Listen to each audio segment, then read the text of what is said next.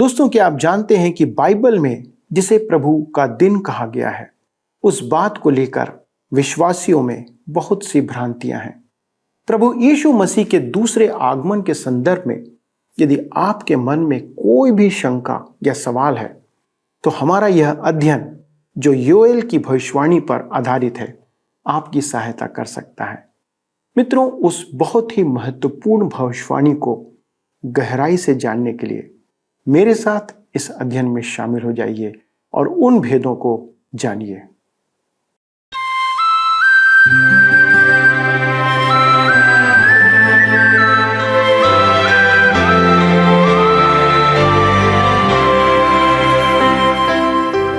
प्रिय मित्रों, आप सभी को प्रभु यीशु मसीह में प्रेम भरा नमस्कार।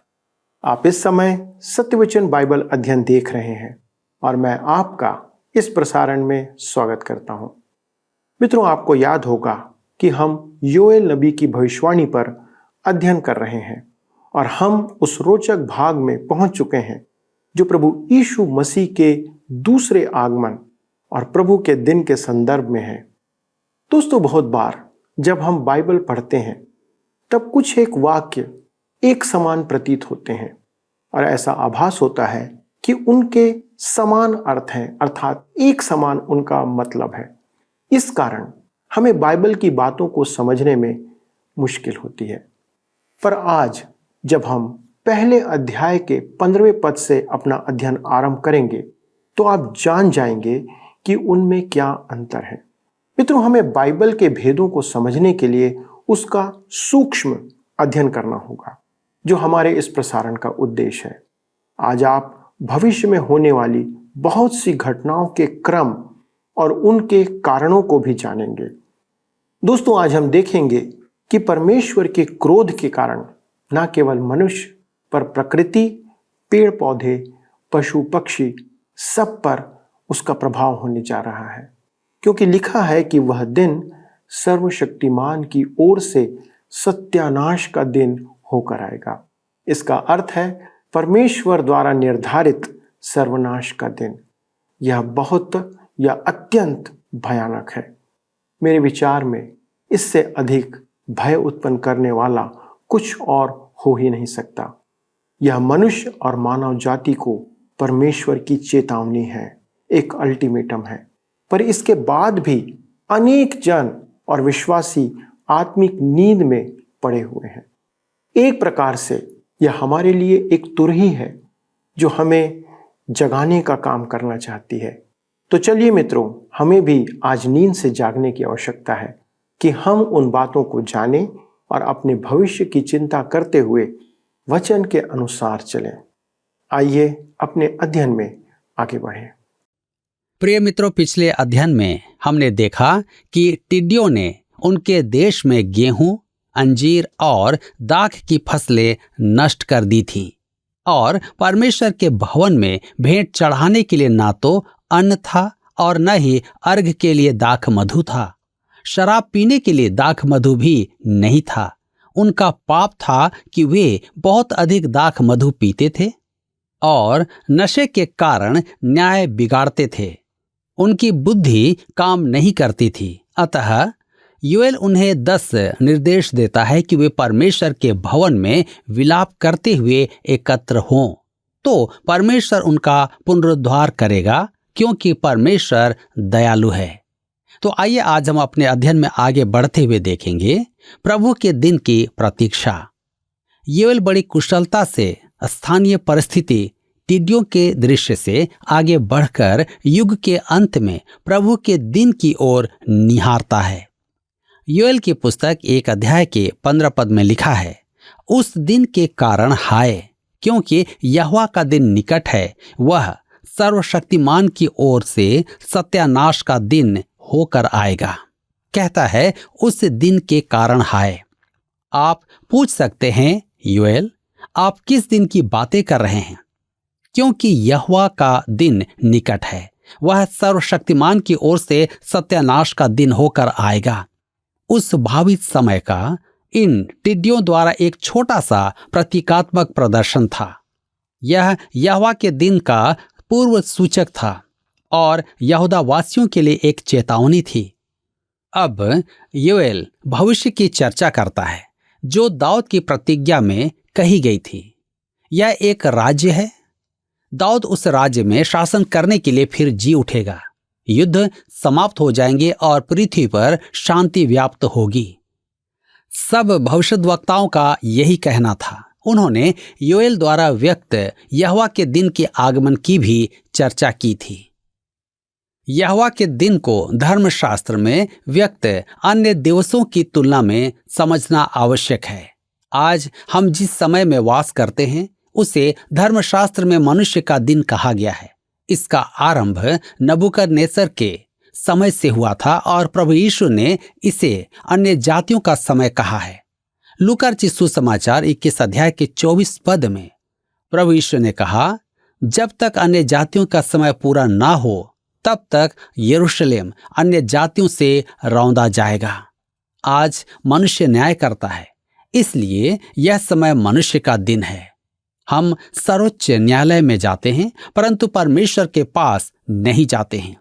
हम परमेश्वर को भूल चुके हैं। उसका नाम तो केवल कसम खाने और निंदा करने के लिए रह गया है। मनुष्य के दिन के संदर्भ में डॉक्टर लुईस स्पेरी शाफर कहते हैं, यह विषय अनुवादकों द्वारा कभी कभी दुविधा का विषय बना दिया जाता है, जिसका उल्लेख नए नियम में केवल एक ही बार हुआ है, पहला कुरिन्थियों के पत्री 4 उसके 3 पद में। परंतु मेरी दृष्टि में यह बहुत छोटी बात है कि तुम या मनुष्यों का कोई न्यायी मुझे परखे, वरन मैं स्वयं अपने आप को नहीं परखता। यहाँ मनुष्यों के न्याय का अर्थ है आज के युग में मनुष्य की राय, जिसका उचित अनुवाद होगा मनुष्य का दिन। मेरे प्रियो, आज हम मनुष्य के दिन में वास कर रहे हैं। मनुष्य सोचता है कि वह संसार की समस्याओं का निवारण कर सकता है, परंतु उसने क्या किया है? उसने तो संसार में अव्यवस्था फैला दी है। मनुष्य के पास समाधान नहीं है। संसार के महान राष्ट्रों के अगुओं का मानना है कि संसार की समस्याओं का समाधान मनुष्य के वश में नहीं है। धर्मशास्त्र एक और दिन की चर्चा करता है जो आने वाला है, और वह है प्रभु यीशु मसीह का दिन। पहला कुरिन्थियों के पत्री 1 अध्याय उसके 7 और 8 पद में पौलुस लिखता है, यहाँ तक कि किसी वरदान में तुम्हें घटी नहीं, और तुम हमारे प्रभु यीशु मसीह के प्रकट होने की बाट जोहते रहते हो। वह तुम्हें अंत तक दृढ़ भी करेगा कि तुम हमारे प्रभु यीशु मसीह के दिन में निर्दोष ठहरो। प्रभु यीशु मसीह का दिन क्या है? वह दिन जिस दिन वह अपनी कलीसिया को इस संसार से उठाने के लिए आएगा। उस दिन कलीसिया प्रभु यीशु मसीह के न्यायासन के समक्ष खड़ी होगी। मेरा मुख्य पद है फिलिपियों की पत्री 1 अध्याय का 6 पद। लिखा है, और मुझे इस बात का भरोसा है कि जिसने तुम में अच्छा काम आरंभ किया है वही उसे यीशु मसीह के दिन तक पूरा करेगा। वह हमें उस दिन तक सुरक्षित रखेगा जिस दिन वह हमें इस संसार से उठाकर ले जाएगा, और हम उसके समक्ष प्रतिफल पाने के लिए खड़े होंगे। पुराना नियम और नया नियम दोनों ही प्रभु के दिन की चर्चा करते हैं। दूसरा थिस्सलुनीकियों की पत्री 2 अध्याय उसके 2 पद में लिखा है कि किसी आत्मा या वचन या पत्री के द्वारा जो कि मानो हमारी ओर से हो, यह समझ कर कि प्रभु का दिन आ पहुंचा है, तुम्हारा मन अचानक अस्थिर ना हो जाए और न तुम घबराओ। थिस्सलुनीके की कलीसिया के मन में डर था कि प्रभु के आने पर वे पीछे न रह जाएं। पौलुस उन्हें विश्वास दिलाता है कि वे प्रभु के दिन में वहीं होंगे। योएल यहोवा के दिन को स्पष्ट करता है। वह कहता है कि यहोवा का दिन अंधकारमय, विषादपूर्ण और कष्ट का समय होगा। इब्रानियों का सोचना था कि वे तत्काल ही परमेश्वर के राज्य में प्रवेश करेंगे और जीवन पूर्ण रूप से कष्ट मुक्त होगा। परंतु योएल कहता है कि यहोवा के दिन का आरंभ रात में होगा, अंधकार में। अंधकार का अर्थ है महाक्लेश। महाक्लेश का समय इन टिड्डियों के समान होगा जो 4 दल बनाकर आई थी। प्रकाशित वाक्य के 4 घुड़सवारों के समान जो महाक्लेश के समय सवारी करेंगे। तदुपरांत प्रभु यीशु पृथ्वी पर अपना राज्य स्थापित करने आएगा। तब उसके लोग उसकी उपस्थिति के प्रकाश में प्रवेश करेंगे। यह पुराने नियम की शिक्षा है। मेरे मित्रों, आप समझ सकते हैं कि संपूर्ण बाइबल को पढ़ना कैसा महत्वपूर्ण है। एक बार मुझे किसी ने पत्र लिखकर प्रभु का दिन समझाना चाहा। उसने संपूर्ण धर्मशास्त्र के पद संदर्भित किए, परंतु योएल का एक भी पद नहीं दिया। वह नहीं जानता था कि योएल प्रमुख है और इस बात को लिखने वाला पहला भविष्यद्वक्ता था। आप योएल से हटकर प्रभु का दिन समझ नहीं सकते। आपकी व्याख्या को योएल की योजना में उचित रूप से समाना आवश्यक है। उसके बाद आने वाले सब भविष्यद्वक्ताओं ने इस विषय में काफी कुछ कहा है। हमें यह भी जानना आवश्यक है कि यह एक मुख्य शब्दावली है जिसका उपयोग धर्मशास्त्र में निरंतर किया जाता है। सारांश यह है, पहला, मनुष्य का दिन, आज का समय। दूसरा, प्रभु यीशु मसीह का दिन, कलीसिया के उठाए जाने का दिन। तीसरा, प्रभु के दिन का आरंभ महाक्लेश से होगा।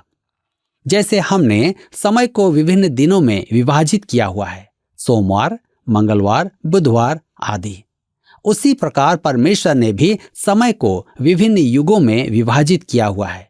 यह मनुष्य की धारणा नहीं, परमेश्वर का वचन है। यहोवा का दिन प्रकाशित वाक्य की पुस्तक 1 अध्याय उसके 10 पद में व्यक्त प्रभु का दिन नहीं है। प्रभु का यह दिन सप्ताह का पहला दिन है। कुछ लोगों के विचार में ये दोनों दिन एक ही हैं, क्योंकि शब्द एक से हैं। यदि आप 2 शब्दों को लेकर पलट दें तो उनका अर्थ बदल जाता है। अतः यहां ये दोनों दिन भिन्न हैं। योएल की पुस्तक 1 के 16 पद में आगे लिखा है, क्या भोजन वस्तुएं हमारे देखते नाश नहीं हुई? क्या हमारे परमेश्वर के भवन का आनंद और हर्ष जाता नहीं रहा? मेरे प्रियो, योएल टिड्डियों की ही चर्चा करता है। परमेश्वर के भवन में अब आनंद और हर्ष नहीं था। मुझे बड़ी बड़ी सभाओं और बड़ी बड़ी कलीसियाओं में प्रवचन करने का अवसर मिला है और मैंने वहां विषाद ही देखा है। यद्यपि वहां आशा का वातावरण तो होता था, परंतु आनंद नहीं था। मुझे एक बार एक श्रोता ने कहा कि वह जानता है कि मैं श्रोताओं में आनंद उत्पन्न करने के लिए चुटकुला सुनाकर आरंभ करता हूं। वह सही कह रहा था। इस्राएल में आनंद नहीं था और आज कलीसियाओं में आनंद नहीं है। आराधनाएं नीरस होती जा रही हैं। योएल की पुस्तक 1 के 17 पद में हम पढ़ते हैं, बीज ढेलों के नीचे झुलस गए, भंडार सूने पड़े हैं, खत्ते गिर पड़े हैं, क्योंकि खेती मारी गई। ध्यान दीजिए, कहता है बीज ढेलों के नीचे झुलस गए। बीज बढ़ ही नहीं पाए क्योंकि टिड्डियां कोपले ही खा गई थी। कहता है खत्ते गिर पड़े हैं, वहां अनाज नहीं भरा गया था। योएल की पुस्तक 1 उसके 18 और 19 पद में आगे लिखा है, पशु कैसे कराहते हैं, झुंड के झुंड गाय बैल विकल हैं, क्योंकि उनके लिए चराई नहीं रही और झुंड के झुंड भेड़ बकरियां पाप का फल भोग रही हैं। हे यहोवा, मैं तेरी दुहाई देता हूं, क्योंकि जंगल की चराइयां आग का कौर हो गई और मैदान के सब वृक्ष ज्वाला से जल गए। टिड्डियों की नीति थी कि सर्वनाश ढाएं। ऐसा दिखता था कि फसल सूख गई है। योएल 1 उसके 20 में आगे लिखा है, वन पशु भी तेरे लिए हाँफते हैं, क्योंकि जल के सोते सूख गए और जंगल की चराइयां आग का कौर हो गई। वह एक भयानक समय था। यहां तक कि पालतू पशु और जंगली जानवर भी इस विपत्ति से प्रभावित थे। इस विपत्ति का प्रकोप सब पर पड़ा। मेरे प्रियो, यह भविष्य में आने वाले प्रभु के दिन का चित्रण है। इसी के साथ यहाँ पर अध्याय 1 समाप्त होता है और अब हम अपने अध्ययन को अध्याय 2 से जारी रखेंगे, जिसका विषय है यहोवा के दिन की प्रतीक्षा, परमेश्वर का आग्रह, मुक्ति की प्रतिज्ञा, पवित्र आत्मा की प्रतिज्ञा। यह अध्याय 1 पद 5 से आरंभ प्रस्तावना का ही भाग है और उसी विषय की चर्चा करता है। आइए हम देखें यहोवा के दिन की प्रतीक्षा। आपको स्मरण होगा कि परमेश्वर ने दाऊद को राज्य देने की प्रतिज्ञा की थी और दाऊद के बाद सब भविष्यद्वक्ताओं का यह मुख्य विषय हो गया था। महान संदेश यह है कि प्रभु राज आने वाला है। पृथ्वी पर प्रभु का 1000 वर्ष का राज्य। भविष्यद्वक्ताओं के अध्ययन में हम देखते हैं कि यह विषय ऐसा है जैसे रिकॉर्ड अटक गया है, क्योंकि भविष्यद्वक्ता एक के बाद एक इसकी प्रतीक्षा करते हैं। अब योएल, जो इस बात को लिखने वाला पहला भविष्यद्वक्ता था, कहता है कि यहोवा का दिन जिसमें प्रभु राज भी है, सुविधा का समय नहीं होगा। प्रभु यीशु के राज्य से पूर्व का समय महाक्लेश का समय होगा। प्रभु यीशु ने स्वयं ही कहा था, अध्याय 2 इसे स्पष्ट करेगा, क्योंकि यहोवा का दिन आता है। मैं आपको बता देना चाहता हूं कि योएल लिखने वाला पहला भविष्यद्वक्ता था जो भविष्य में यहोवा का दिन देखता है।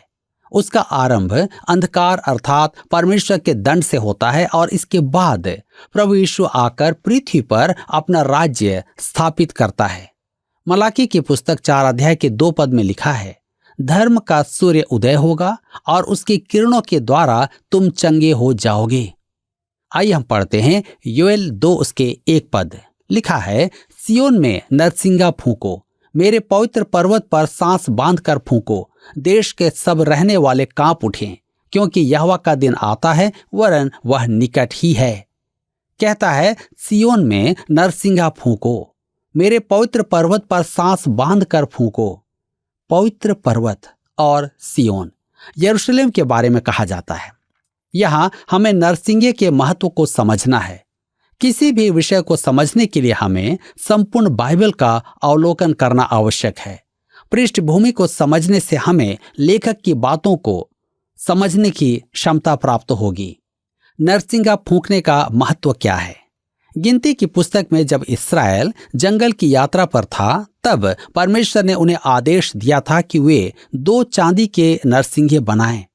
गिनती की पुस्तक 10 उसके 1 और 2 पद में लिखा है, फिर यहोवा ने मूसा से कहा, चांदी की 2 तुरहियां गढ़ के बनाई जाएं, तो उनको मंडली के बुलाने और छावनियों से प्रस्थान करने के काम में लाना। जब इस्राएल जंगल में था, परमेश्वर ने नरसिंगे का उपयोग इस्राएल वंशियों के प्रस्थान में काम में लिया। नरसिंगा फूंकने का अर्थ था चलने के लिए तैयार हो जाओ। जब बादल का खंबा बाहर निकले तो वे अपने डेरे उखाड़ लें और नरसिंगे की आवाज सुनी जाती। मूसा और हारून सबसे आगे चलते, उनके पीछे यहूदा के गोत्र के लोग चलते तथा साथ वाचा का संदूक चलता था। आपको याद होगा कि उनकी छावनी मिलाप वाले तंबू के चारों ओर थी, हर दिशा में 3 गोत्र। और नरसिंगा फूंकने के बाद वे एक एक करके बाहर निकलते थे। अतः संपूर्ण छावनी को चलायमान करने के लिए 7 बार नरसिंगा फूंका जाता था। प्रकाशित वाक्य की पुस्तक में हम नरसिंगा फूंकने का उल्लेख देखते हैं। कुछ लोगों का कहना है कि नरसिंगा फूंकना यहाँ कलीसिया के संबंध में है, परंतु उस समय पहला थिस्सलुनीकियों की पत्री 4 अध्याय उसके 16 पद में लिखा है कि नरसिंगे का शब्द वास्तव में प्रभु यीशु की पुकार है, क्योंकि प्रभु आप ही स्वर्ग से उतरेगा। उस समय ललकार और प्रधान दूत का शब्द सुनाई देगा और परमेश्वर की तुरही फूंकी जाएगी। उसकी आवाज ही तुरही की सी होगी। प्रकाशित वाक्य की पुस्तक में जिन 7 तुरहियों का वर्णन है वे कलीसिया के संदर्भ में नहीं है, क्योंकि कलीसिया तो उस समय पृथ्वी पर होगी ही नहीं। अतः ये 7 तुरहियां इस्राएल से संबंधित हैं, ठीक वैसे ही जैसे जंगल में 7 बार तुरही फूंकी जाती थी, जो उनके लिए प्रस्थान करने की पुकार होती थी। गिनती की पुस्तक में हम देखते हैं कि तुरही की पुकार का विशेष अर्थ था, वे इस्राएल के निर्देशन के लिए थी। गिनती 10 उसके 3 से 7 पद में लिखा है, और जब वे दोनों फूंकी जाए तब सारी मंडली मिलाप वाले तंबू के द्वार पर तेरे पास इकट्ठी हो जाए, परंतु यदि एक ही तुरही फूकी जाए तो प्रधान लोग, जो इस्राएल के हजारों के मुख्य पुरुष हैं, तेरे पास इकट्ठे हो जाएं।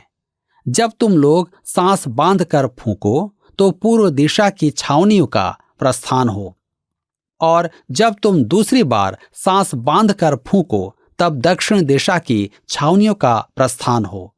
उनके प्रस्थान करने के लिए वे सांस बांध कर फूंके, और जब लोगों को इकट्ठा करके सभा करनी हो तब भी फूंकना, परंतु सांस बांध कर नहीं।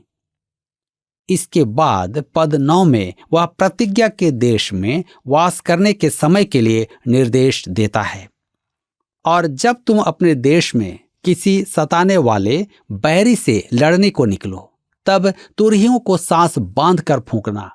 तब तुम्हारे परमेश्वर यहोवा को तुम्हारा स्मरण आएगा और तुम अपने शत्रुओं से बचाए जाओगे। मेरे प्रियो, अब योएल कहता है, सियोन में नरसिंघा अर्थात तुरही फूंको, मेरे पवित्र पर्वत पर सांस बांध कर फूंको। क्यों? देश के सब रहने वाले कांप उठे, क्योंकि यहोवा का दिन आता है, वरन वह निकट ही है। यहां देखिए, कलीसिया को उठा लेने के बाद परमेश्वर फिर इस्राएल पर ध्यान दे रहा है, जो विश्व में यहूदी विरोध का शिकार हैं। यह यहोवा के दिन का आरंभ है। मित्रों, आज का अध्ययन तो शायद हम सबको हिलाकर रख दिया होगा। कितनी सटीक तरीके से परमेश्वर ने भविष्य की घटना का विवरण योएल के द्वारा से दिया, जो इस्राएलियों के जीवन में सालों पहले घट चुका है। जिस तरह 4 प्रकार की टिड्डियों ने पूरे देश को तबाह कर दिया था, उसी प्रकार प्रकाशित वाक्य के 4 घोड़े प्रभु यीशु के आगमन के पहले पूरे संसार को तबाह कर देंगे, और उसके बाद संसार पर 1000 वर्ष के लिए प्रभु यीशु का राज्य होगा। पर मित्रों, आप विश्वासियों के लिए बहुत ही सांत्वना की बात यह है कि इससे पहले कि महाक्लेश का आरंभ हो, कलीसिया उठा ली जाएगी, वो स्वर्ग में होगी। दोस्तों, आप यदि विश्वासी हैं और आपके पाप प्रभु यीशु के लहू के द्वारा से धोए जा चुके हैं, कहने का अर्थ है कि आप परमेश्वर की नजरों में निर्दोष हैं या निर्दोष पाए गए हैं, तो आप इससे होकर नहीं गुजरेंगे। यह आपके लिए नहीं होगा। यह बात केवल अविश्वासियों अर्थात जिन्होंने प्रभु यीशु का इनकार किया है और इस्राएल के लोगों के लिए होगी। दोस्तों, हम अंत समय में वास कर रहे हैं। आज लोगों के जीवन में परमेश्वर का आनंद समाप्त हो चुका है। हम आराधना में केवल अपनी उपस्थिति दर्ज कराने या पास्टर को खुश करने या फिर एक क्लब के समान लोगों से मिलने के लिए जाते हैं। एक बड़ी संख्या में लोगों का यही हाल है। लिखा है, नरसिंगा फूको। आज कलीसिया की जिम्मेदारी है नरसिंगा फूकने की, लोगों को जगाने की, आपके आसपास के लोगों को जगाने की, कलीसिया में सोए हुए लोगों को जगाने की। मित्रों, आइए हम अपना काम करें, जो काम हमें दिया गया है। उस सत्यानाश के दिन के आने से पहले हम स्वयं जागें और दूसरों को भी जगाएं। आइए मित्रों, इन्हीं बातों को ध्यान रखते हुए प्रार्थना करें।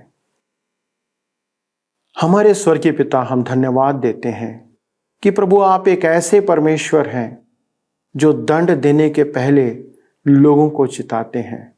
प्रभु, आज आपकी तुरही फूकी जा रही है। आपका सुसमाचार संसार में प्रसारित किया जा रहा है।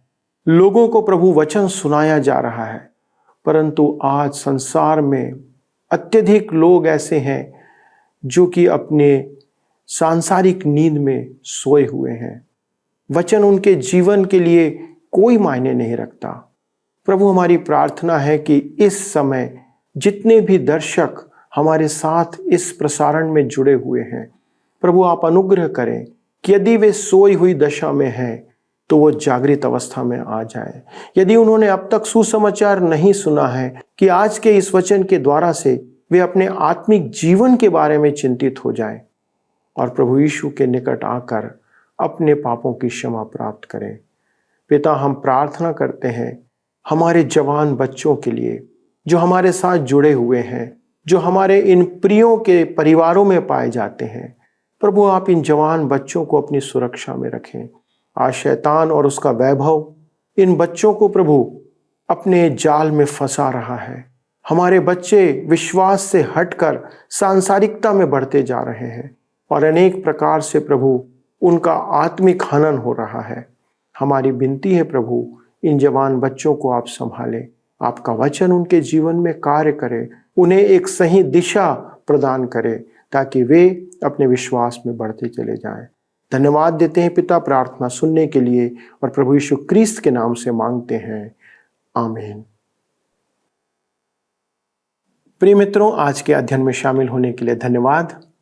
मैं अपेक्षा करता हूं कि अगले प्रसारण में भी आप हमारे साथ उपस्थित रहेंगे और जिन बातों को आप सीख रहे हैं कृपया अपने परिवार में अपने मित्रों को इसमें आप शामिल करें, उन्हें इन बातों को सिखाएं ताकि आप अपने विश्वास का जीवित प्रमाण लोगों को दे सकें। यदि आपके पास कोई प्रश्न है, यदि आपके पास प्रार्थना विषय है, तो कृपया आप हमारे से फोन पर संपर्क करें। अगले प्रसारण में इस अध्ययन में हम आगे बढ़ेंगे और इन रोचक तथ्यों को गहराई से अध्ययन करेंगे। तब तक परमेश्वर के अनुग्रह में बने रहें। आइए अब हम प्रश्न को देखें। पिछले प्रश्न का उत्तर है सी 7। परमेश्वर ने इस्राएलियों को मूसा की व्यवस्था में आनंद करने के 7 पर्व दिए थे। आज के अध्ययन पर आधारित प्रश्न है, प्रकाशित वाक्य और थिस्सलुनीकियों में परमेश्वर की तुरही या नरसिंगा वास्तव में किसकी आवाज या पुकार है? ए मिकाएल, बी प्रभु यीशु मसीह, सी कलीसिया, डी धर्मी विश्वासियों। मित्रों, इस प्रश्न का उत्तर हमें कल सुबह 6 बजे से पहले विकल्प ए, बी, सी या डी के साथ अपना नाम, पता, स्थान के साथ 9651433397 पर SMS या WhatsApp करें। क्या आपको यह कार्यक्रम पसंद आया? अभी हमें एक मिस कॉल करें और आप अगले विजेता हो सकते हैं।